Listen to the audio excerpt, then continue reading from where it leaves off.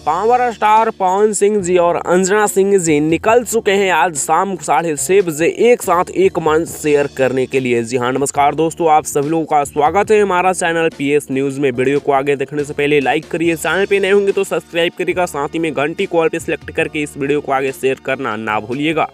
दोस्तों, power star Pawan Singh ji और अंजना सिंह जी का आज शाम 6:30 बजे बिलासपुर में एक बहुत ही भव्य स्टेज शो होने वाला है, जो कि होली मिलन समारोह होने वाला है। बता दें कि पावर स्टार पवन सिंह जी और अंजना सिंह जी इस स्टेज शो को करने के लिए आज निकल चुके हैं। अभी फिलहाल उनका तस्वीर वायरल हो रहा है, जिसे आप लोग स्क्रीन पर लगातार देख पा रहे होंगे। जयपुर इंटरनेशनल एयरपोर्ट से ये तस्वीर सामने आया है, जहां power star Pawan Singh ji Jaipur airport पे हैं, इस शो को करने के लिए निकल चुके हैं। पावर स्टार पवन सिंह जी और अंजना सिंह जी बिलासपुर जा रहे हैं इस स्टेज शो को करने के लिए। फिलहाल बता दें कि आज शाम 6:30 बजे से ये शो चालू होने वाला है, जो कि होली मिलन समारोह होने वाला है।